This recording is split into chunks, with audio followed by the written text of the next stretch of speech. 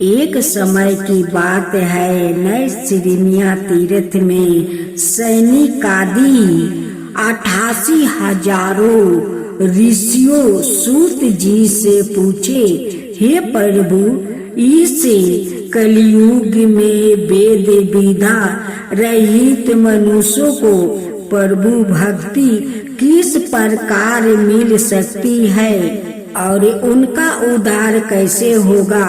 हे मुनि श्रेष्ठ, कोई ऐसा तप बताइए जिससे थोड़ा समय में ही पुण्य मिले और मन वांछित फल भी मिल जाए।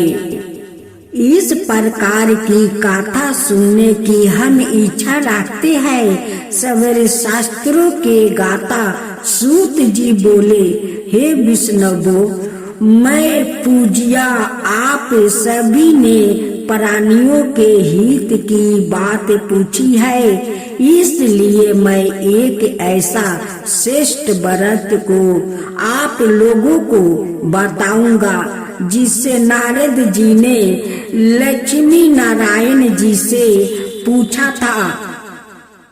लक्ष्मीपति ने मनिष्ठ नारद जी से कहा, आप सब इसे ध्यान से सुनिए। एक समय की बात है, योगी राज नारद जी दूसरे के हित की इच्छा लिए अनेकों लोक में घूमते हुए मृत्यु लोक में आ पहुँचे। यहाँ उन्होंने अनेक योनियों में जन्मों में प्राय सभी मनुष्यों को अपने कर्मों द्वारा अनेकों दुखों से पीड़ित देखा। उनका दुख देखे नारद जी सोचने लगे कि कैसा यत्न किया जाए जिसके करने से निश्चित रूप से मानव को दुखों का अंत हो जाए। इसी विचार पर मनन करते हुए वो विष्णु लोक में गया। वहाँ वो देवों के ईश्वर नारायण की स्तुति करने लगे, जिसके हाथों में शंख चक्र गदा और प्रद्युम्न थे, गले में वरमाला पहने हुए थे। स्तुति करते हुए नारद जी बोले, हे भगवान, आप अत्यंत शक्ति से संपन्न है। मन और वाणी भी आपको नहीं पा सकती है। आपका आदि मध्यम और अंत नहीं है। निर्गुण स्वरूप सृष्टि के कारण भक्तों के दुख को दूर करने वाले हैं। आपको मेरा नमस्कार है। नारद जी की स्तुति सुन विष्णु भगवान बोले, हे मुनि श्रेष्ठ, आपके मन में क्या बात है? आप किसी काम के लिए पधारे हैं, उसे निसंकोच होकर कहे। इस पर नारद मुनि बोले कि मृत्युक लोक में अनेक योनियों में जन्मे मनुष्य अपने कर्मों के द्वारा अनेकों दुख से दुखी हो रहे हैं। हे नाथ, आप मुझ पर दया रखते हैं तो बताइए कि वो मनुष्य थोड़े प्रयास से ही अपने दुखों से कैसे छुटकारा पा सकते हैं। श्री हरि बोले, हे नारद, मनुष्यों की भलाई के लिए तुमने बहुत अच्छी बात पूछी है, जिसके करने से मनुष्य मोह से छूट जाता है। वो बात मैं कहता हूँ, उसे सुनो। स्वर्ग लोक वो मृत्युक लोक दोनों में एक दुर्लभ है, उत्तम व्रत है जो पुण्य देने वाला है। आज प्रेम बस होकर मैं उसे तुमसे कहता हूँ। श्री सत्यनारायण भगवान का यह व्रत अच्छी तरह है बुद्धि पूर्वक करके मनुष्य तुरंत ही यहाँ सुख भोग कर मरने पर मोक्ष का प्राप्ति होती है। श्री हरि के वचन सुन नारद जी बोले कि उस व्रत का फल क्या है और उसका विधान क्या है। यह व्रत किसने किया था, इस व्रत को किसी दिन करना चाहिए, सभी कुछ विस्तार से बताइए। नारद की बात सुनकर श्री हरि बोले, दुख शोक को दूर करने वाला, यह सभी स्थानों पर विजय दिलाने वाला है।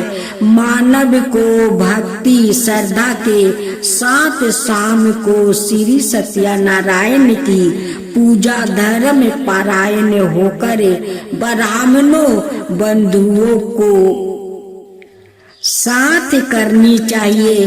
भक्ति भाव से ही नववेद केले का फल, घी, दूध और गेहूं का आटा सबाया ले। गेहूं के स्थान पर साठी का आटा, शक्कर और गुड़ लेकर वो सभी भक्षण योग पदार्थों को मिलाकर भगवान का भोग लगाए। ब्राह्मणों सहित बंधु बांधवों को भी भोजन कराए। उसके बाद सवाए भोजन करे। भोजन कीर्तन के साथ भगवान की भक्ति में लीन हो जाए।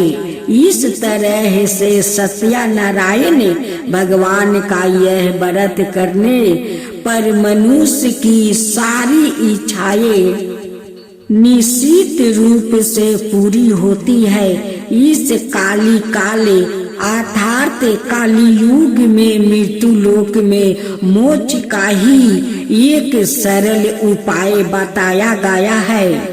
सूत जी बोले, हे ऋषियों, जिसने पहले समय में इस व्रत को किया था उसका इतिहास कहता हूँ, ध्यान से सुनो। सुंदर काशीपुरी नगरी में एक अत्यंत निर्धन ब्राह्मण रहता था। भूख प्यास से परेशान वो धरती पर घूमता रहता था।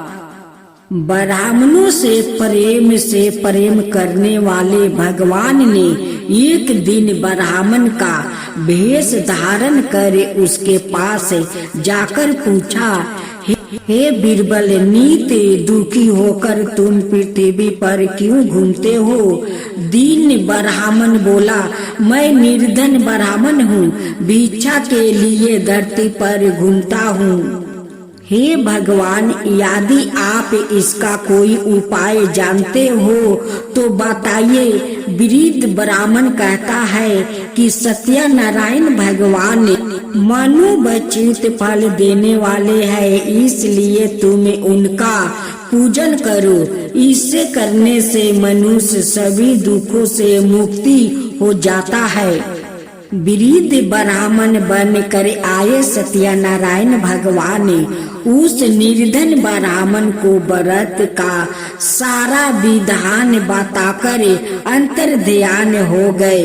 ब्राह्मण मन ही मन सोचने लगा कि जिस व्रत को वृद्ध ब्राह्मण करने को कहा गया है, मैं उसे जरूर करूँगा।